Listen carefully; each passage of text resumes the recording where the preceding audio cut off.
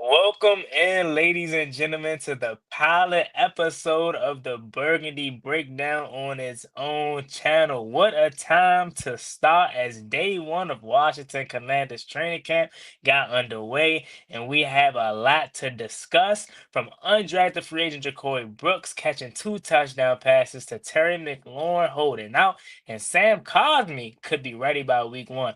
All in that and more is coming up on the Burgundy Breakdown. Let's get it.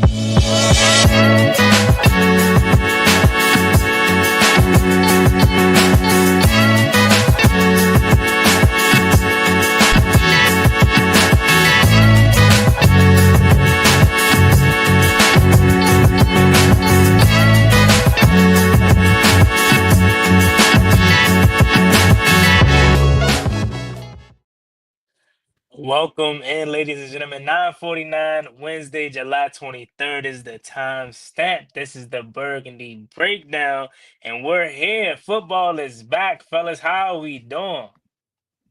Finally. Feeling great, excited, man. A lot of good talks, a lot of good things to discuss. It's up. Football is back. Mm-hmm. What up, people? What up, people? I'm a little disappointed in that energy, Z. Huh? I'm a little disappointed in that energy. I thought you was gonna come with a little bit because your man was hooping today. Both of your mans was hooping. Here you go about to start slicing them.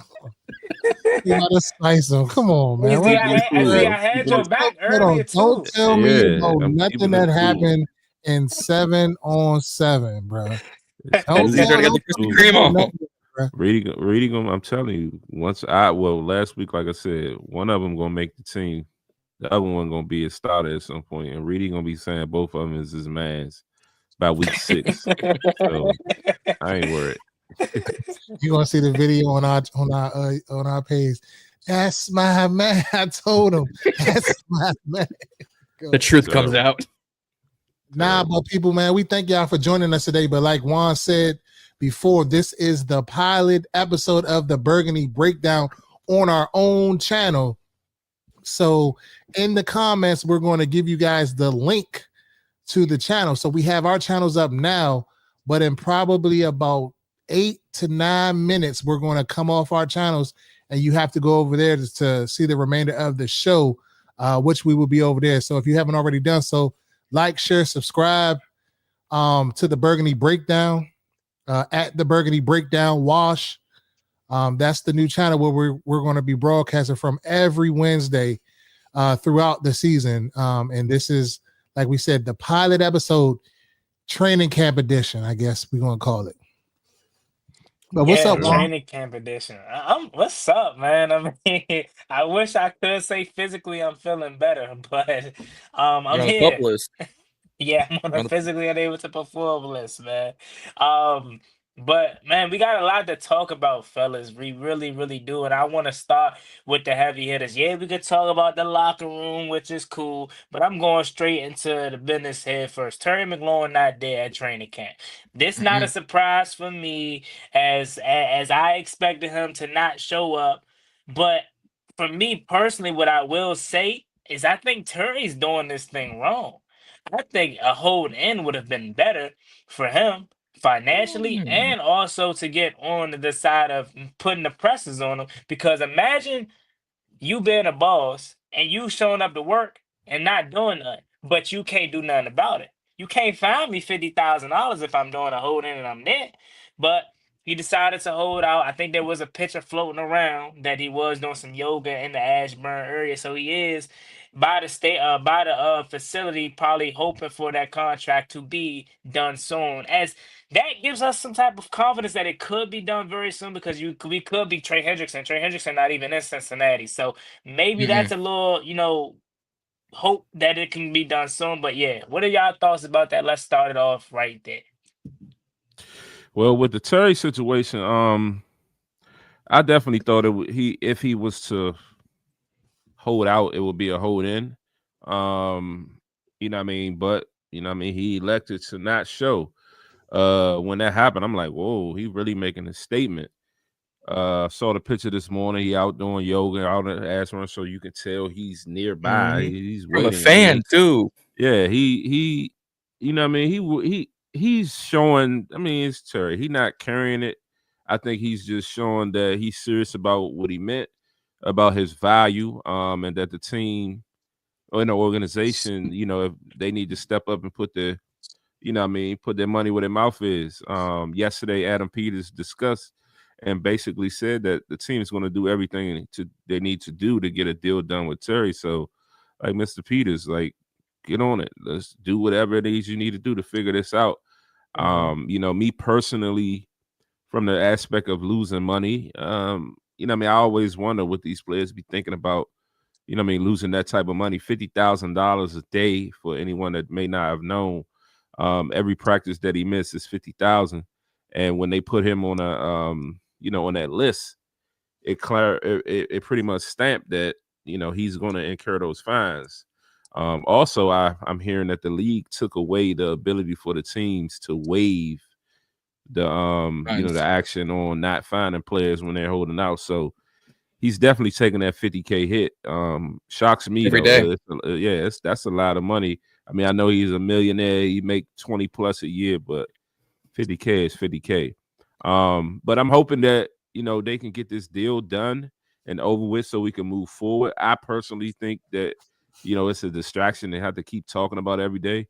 I also personally think that him being here is important, you know what I mean, because we got a championship to chase. We're not, you know, fiddling around with our thumbs anymore. We're not just sitting at the bottom. We got some shit to chase out here, and I think that being, you know, 100% in attendance needs to hurry up and happen.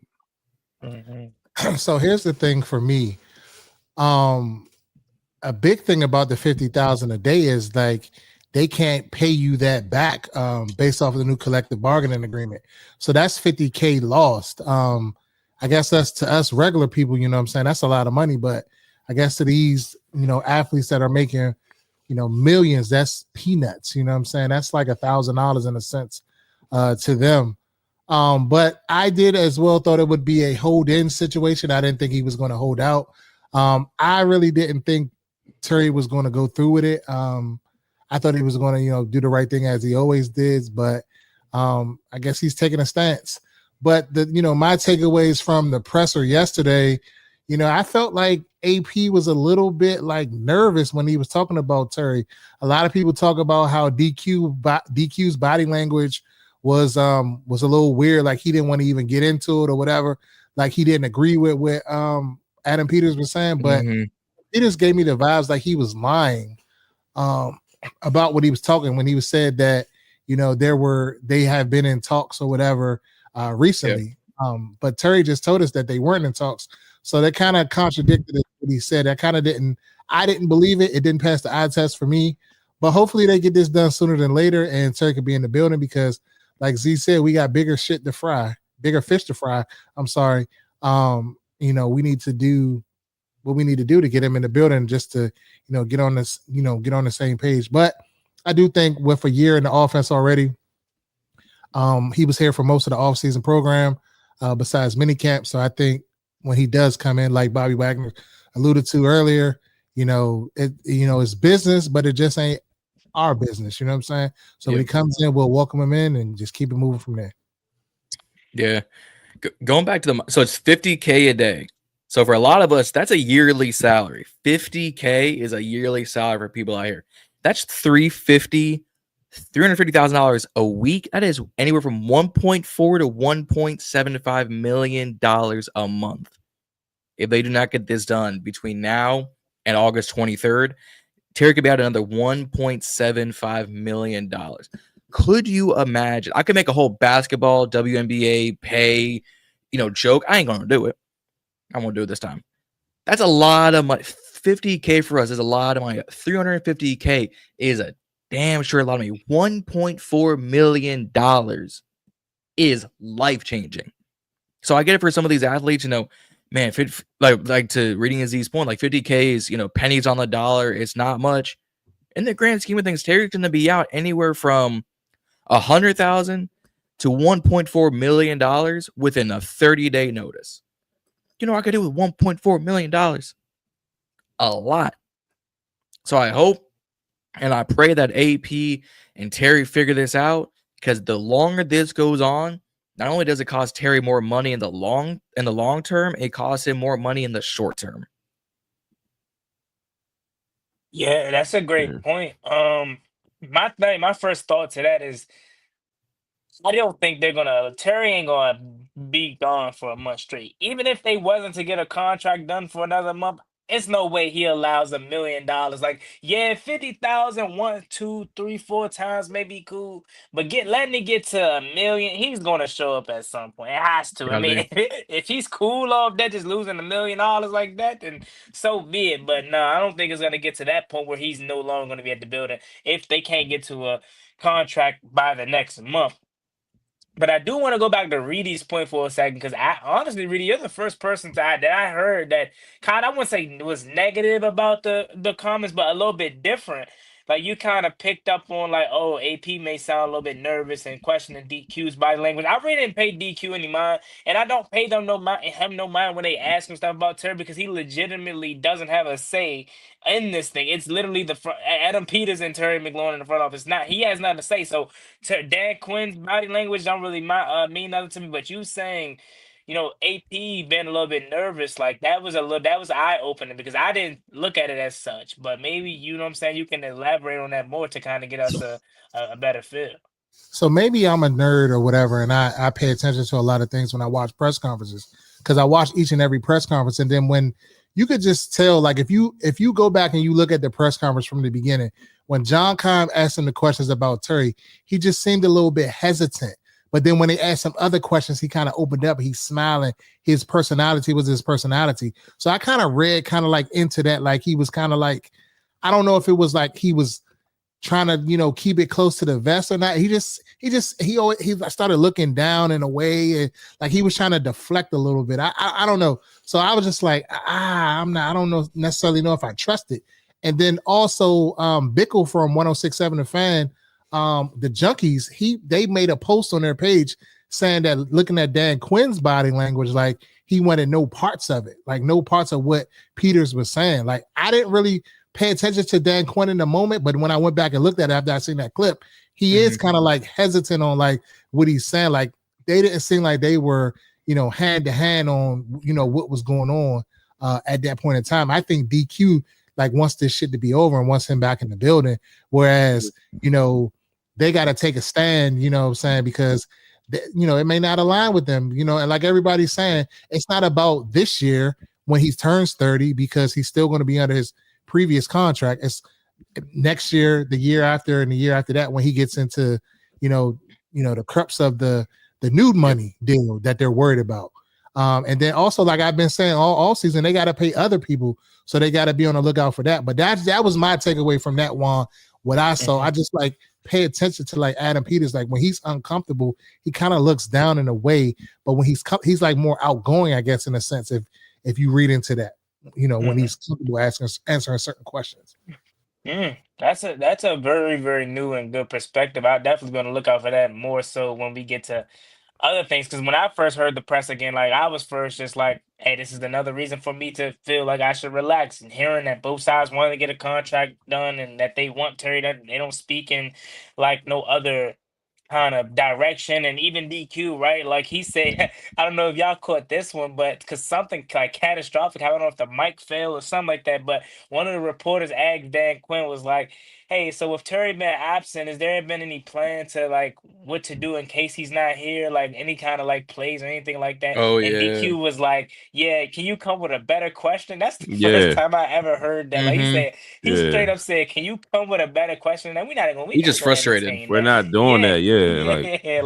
Yeah. So I kind of allude to I feel you on that point right there. Like, DQ is just, and then again, you can't blame him specifically, because he's like, bro, that's probably why the disconnect was there, because he truly has nothing to do with it. So that kind of is probably where the divide was. In their two presses when it was coming to answer that. But I do want to say, ladies and gentlemen, check us out on the Burgundy Breakdown channel. as we're winding down here on streaming on our separate channels, we're going to be on the Burgundy Breakdown. That's where we're going to be for the remaining of these shows. You know, so catch us over there. Subscribe to the channel, the Burgundy Breakdown. You will no longer be able to catch these shows on all of our separate channels. Burgundy Breakdown is where we will be. Now moving on to the next topic, I want to talk about Z's guy, Ja'Cory Krosky Murray. You know what I'm saying? We know he's been on the Bill train since day one. And when I saw Ja'Cory Brooks and Ja'Cory Krosky Murray having great The days day that today, they had today. the first person that came to my mind was Z. So Z, I'm gonna let you take it away. You actually started off with actually no, let's do it. Let's go in order. So for the first training camp pass of the day, Jaden Daniels to Debo Samuel. Very first play of training camp. On my guy Tyler Owens. I was glad to hear that it was on Tyler, but I need y'all to delete that footage right now. That footage does not exist. That was AI. Jaden threw a dime. Yeah. So Z, go ahead and take it away, right starting from the top. But yeah, I was definitely, you know, I mean, it was definitely lit kind of seeing the tweet come through. Debo went up top, then later on in the evening, seeing that, you know, seeing the play actually happen. And, you know, I mean, was excited about it. I think just to start with Debo, in a sense, I think his name was mentioned a lot today. You know what I mean? And rightfully so. I think throughout this offense, he's going to get a lot of touches, heavy involvement. And it's pretty much a lot of it is going to run through him. So I was excited to kind of see that him and Jaden was connecting well. It seemed like he had a pretty electric practice and a lot of fun.